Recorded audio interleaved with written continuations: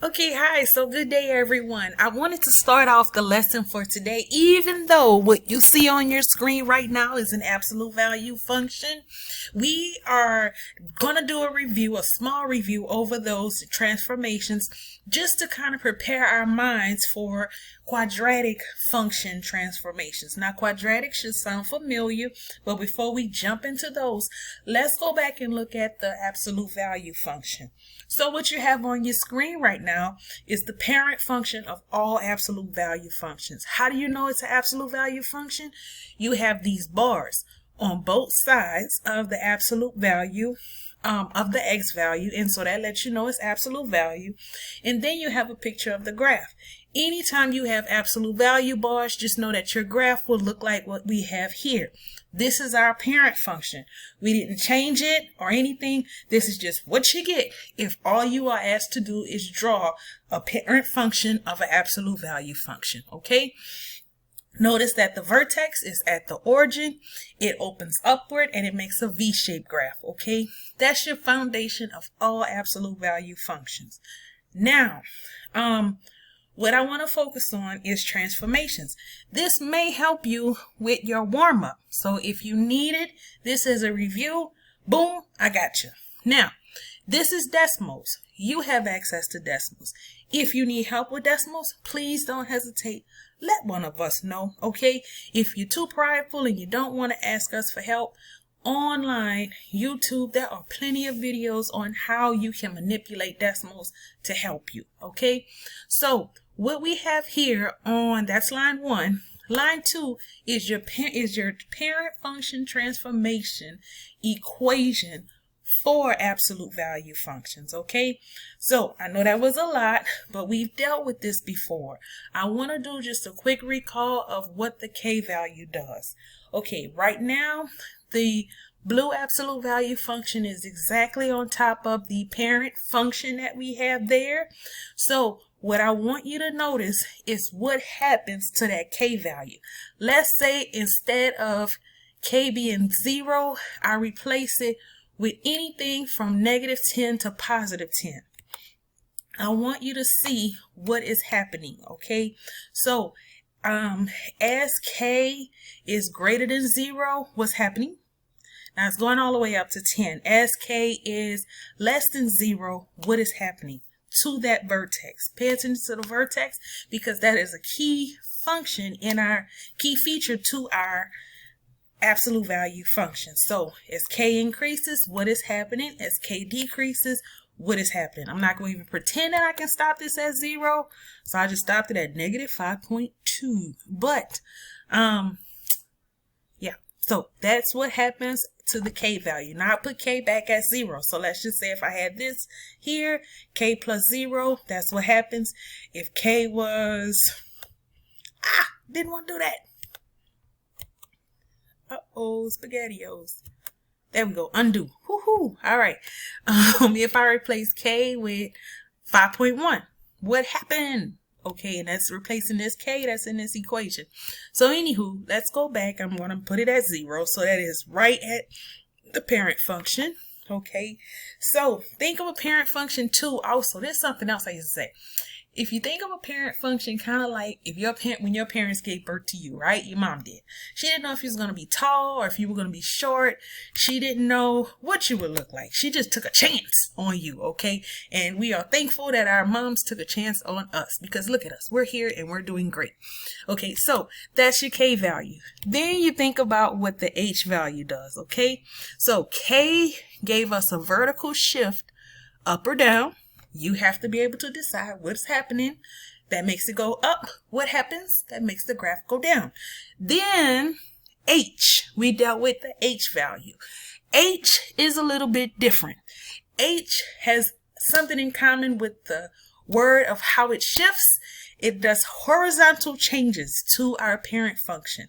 So we don't know if we're going to be to the left side or if we're going to lean to the right side. So look and see what happens with H. Now, what I do want you to see is that I know we get tripped up sometime on that minus a negative and minus a positive. what I want you to recall, there's a negative built into the equation. So if our H value is a negative, let's say we had a -5 in there. Okay, so even though we have a -5, that minus a negative, we would think that it will move to the right.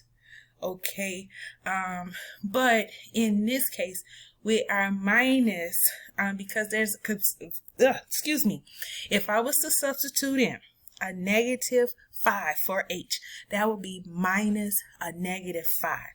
So minus a negative would look like a positive. But what happens is it always does the opposite. So even though when you look at it in the graph, it shows +5, the H value is a negative because there's a -5 already there. Okay, let me go ahead over to the positive side with 5. And hopefully this makes sense, but if not, please just let us know and we can explain this and we can write this out, okay? So notice that if H is just a regular 5, so a +5. If I substitute in a +5 right in here for the H value, what happens is it looks like X minus 5. But we're going to the right. And the reason why we're going to the right is that we're looking at the actual value of H. All of your horizontal things inside of your grouping symbol, it always looks like the opposite, okay? So I hope that helps. So I wanted to animate the H value so that you can see the horizontal changes here of your absolute value function. So I'm going to give it a go.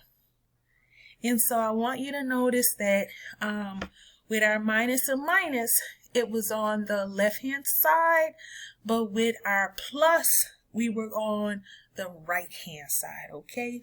So don't let that confuse you. Just remember 2 negatives. It's like multiplying a -1 times a -1.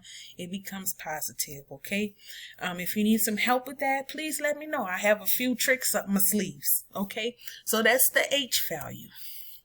Now I'm going to put H back at 0.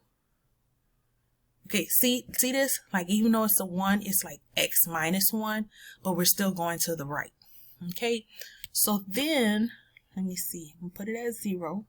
Boom. Okay, now the next one that we have is the A value all the way at the front.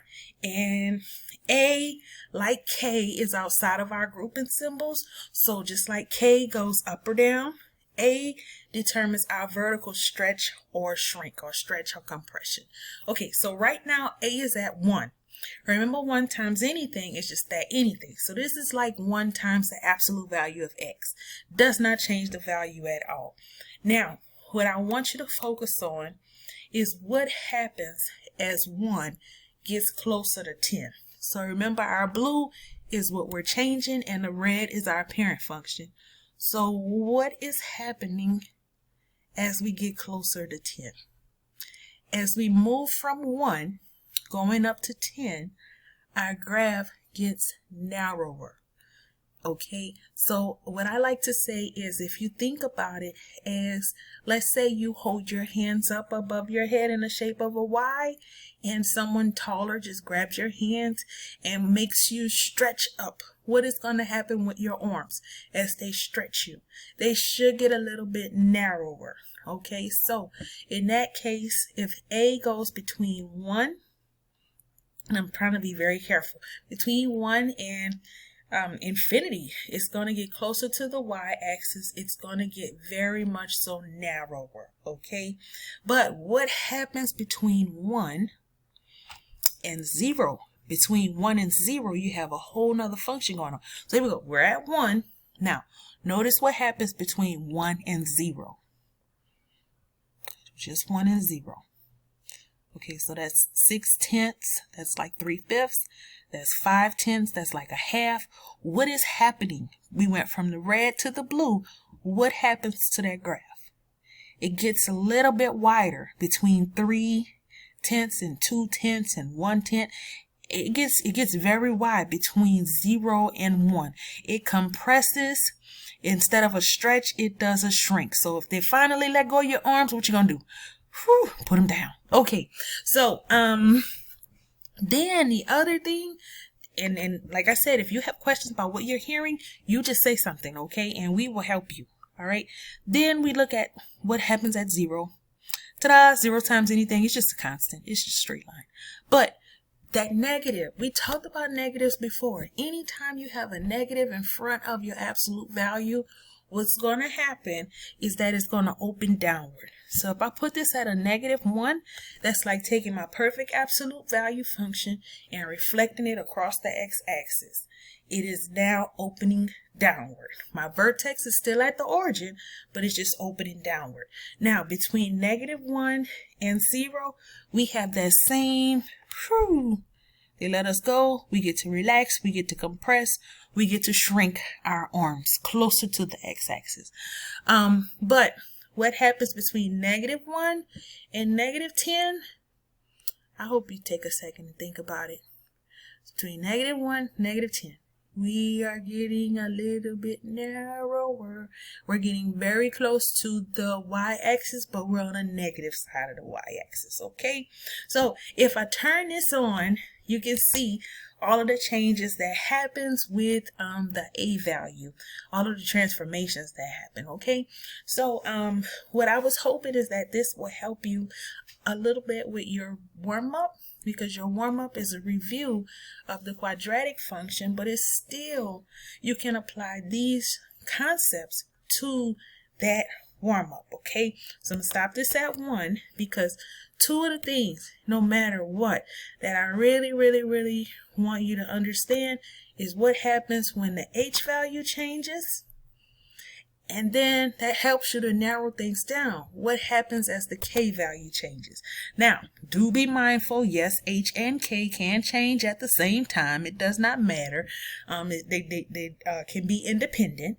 But yeah, so I'm going to turn this off because it's a distraction for me. And I know it's probably a distraction for you, okay?